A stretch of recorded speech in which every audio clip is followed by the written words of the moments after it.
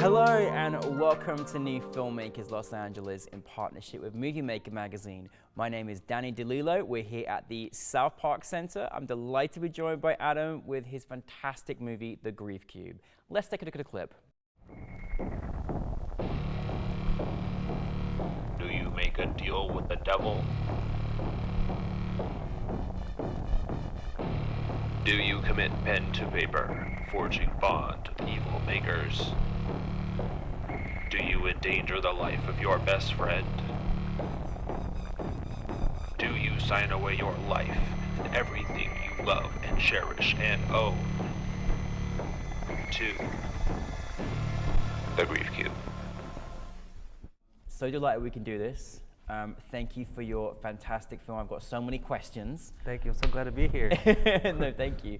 For those that haven't seen it, tell us a brief synopsis of your film. So, The Grief Cube is a stylized dark comedy. It's basically the things that you don't really expect to hear, you know, when people are grieving. When I was going to college in Santa Barbara, I would talk to a lot of people who I could tell there were very profound things that they were saying under very simple sentences that if you didn't have that kind of intuition to like look into, you would have just, you know, walked by them on the street or whatever.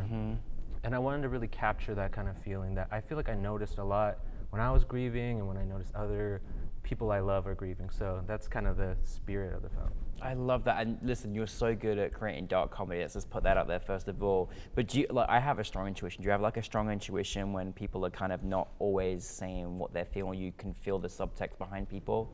Definitely. Yeah. I think I'm very emotionally intuitive in general, but yeah, I think especially now when I'm older, I have a sense to try and dig deeper, you know? Yeah.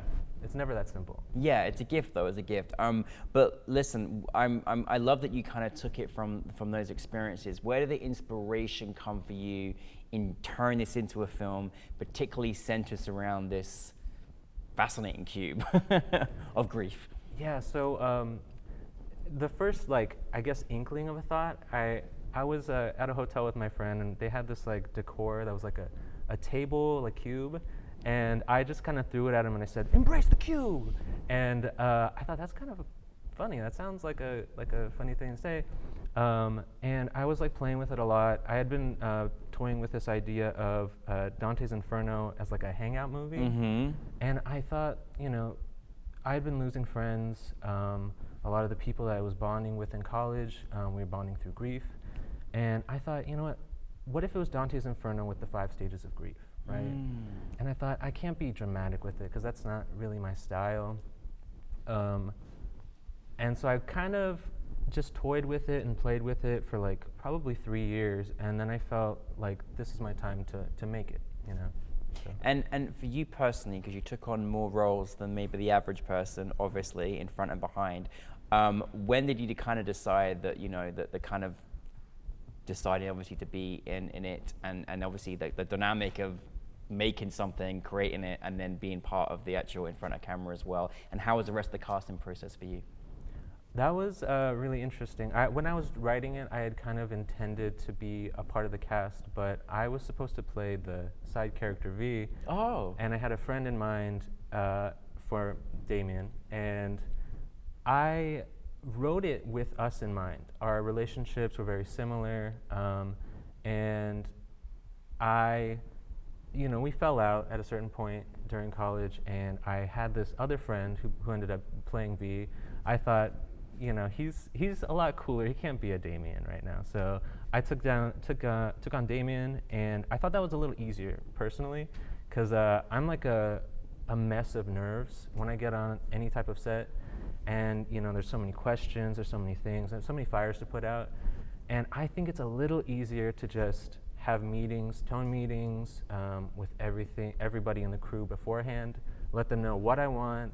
You know, we're on the same page, and then when we're on set, there's no questions. It's just we get this done. If we have to like put out a fire, it's very minimal because we planned ahead for it.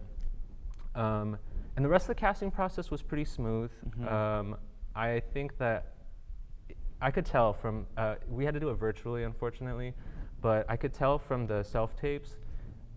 like the people who had sent in, who I ended up casting, were just, they had something that I thought would play really well off of kind of like a straight, sad, character. Yeah, I mean, listen, you were great in it, by the way, and I just, you worked really well with the rest of your team as well. But, listen, when you're creating, obviously it's great when it's part of your interest, but when you're creating like the dark comedy kind of element, like it's such a fascinating genre. It's so wonderful to watch. Like, and I love that you said you had tone meetings as well, like just the tone of the film, or more specifically, maybe some of the kind of technical sides of things.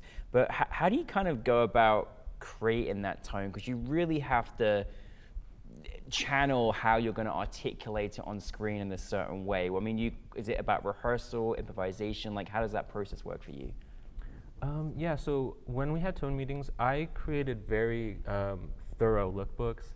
I would break down themes. I would break down just the visual style that I was going for with like different clips. I had, some Yorgos Lanthimos clips to show like, oh, it's very uncomfortable, or like Taika Waititi, like, this is very humorous. And I would kind of run through with people different inspirations as well. We would sit down and have like, we would watch movies together, and I would just be like, look, this is exactly the kind of vibe I'm going for, like maybe sonically, I might want, for the sound design, I want it to be all horror-based, whatever. Yeah, that's good. And so I was trying to be very individual, because I've worked sets where I've done sound and sound design, acting, and I just wanted to be very particular to each department and make sure it wasn't like a very broad, oh, this is what we're doing, everybody. Everyone had like a personal moment with me, so they kind of knew, oh, this is what he's going for. This is very him, Yeah, I think that's really important to take the time with every department and really go through it thoroughly, because it makes things a lot easier when you're on set. But a shout out to your sound design, because it really was distinctive and really good and important part of the film, and it worked perfectly. What were some of the greater challenges that you kind of had making it, or alongside of that, taking on the role of being front and behind camera, things that we may have learned as well? Yeah, so there is a very difficult task when you're acting and directing, because even though it did make me a little more comfortable, sometimes I wasn't fully in that director mindset. And so we would have takes here and there where it was good for me, and so I thought, oh, it's great. And then camera would be like, are you sure you don't want to watch like a playback? And then I'd watch the playback and I'd be like, okay, let's do it 2 more times. And so that was kind of tricky, kind of balancing that out. Otherwise, though, I think I learned that I need to do higher budgets. I did this for about $4,000, which is very low. And I wrote it with that budget mostly in mind, but even here and there were things that, I had to switch and change just due to limitations. But yeah, I think that's mostly what I learned. Oh, okay. Well, you did pretty good. I'm glad that it worked out well. It's because you got good planning. So that's part of it. But I'm curious now, like moving on from this project, like what kind of stories do you continue to want to tell, and what is next for you? Yeah, so I am Chamorro, and I've wanted to do something that's important culturally to me. And as you can tell, my style is like a little strange. I love it. I'm all for it. Thank you. And I've just had trouble balancing that. I don't want to be disrespectful in any way, and I don't want to. Yeah. So I've been kind of developing a couple ideas. One is like a horror film. I want it to be a mostly Chamorro cast, with some ideas of like colonization, balancing that like with religion. Yeah. And I'm pretty set on that one for right now. I'm also working on a feature which is about some artists who are kind of inadvertently get pushed into like gentrification, and their art becomes part of what drives gentrification. But I gotta like build it out more, because clearly Candyman, the new one, took care of that. So still working on stuff. Aside from the narrative, I'm working on my Friends with a show. It's like a AAPI-centered cooking show. We'll talk about our culture in a way that like men don't really share, between each other. We talk about the food in our culture. We share it with each other, and I think it's something that you know, a lot of men kind of need, and sometimes like Asian Pacific Islander men, Yeah. very like, you know, Yeah. held in emotionally. So I want to like embrace, you know, that kind of more sensitive side. Absolutely, and I'm so glad that you're making all these stories coming up next. And this was you know, particularly for New Filmmakers LA, and we you know, celebrate storytellers locally, globally, all over the world every single month. But this was a special month because it was a real in focus of Indigenous cinema, filmmakers and stories. How was it? Was it nice to be in this kind of collaborative, you know, group of incredible filmmakers? And for this particular program, but also just, you know, how important is it that we continue to showcase and have stories told by people from those communities as well? And there's so much talent out there, isn't there? Yeah, one of the great things about being in this block, I think, is that, you know, I don't often get to see other filmmakers. You know, their films might be tied up in like a festival, and maybe I don't get to go to that festival and what have you. Every single film in this particular block I loved. You know, Dogwood was amazing. The Tongues. Intrepidus, like My First Native Boyfriend, also good. Powerful, Individual voices, and it's been an interesting experience too. Being biracial, sometimes I don't feel comfortable submitting or being part of like, you know, Indigenous conversations. I try to like, you know, be a listener or like just respect the space. And so it's been really nice too, you know, so especially seeing like Charlotte, seeing some Pacifica representation was great. Sista is really good. So yeah, I'm really happy with how everything turned out. Yeah, it's a wonderfully supported group of filmmakers. And for you as a filmmaker thus far in your career, is there any kind of, you know, advice that you could share, or any, you know, things that you learned as you as a filmmaker, as an artist, that you could share with the audience to people who want to follow in your footsteps?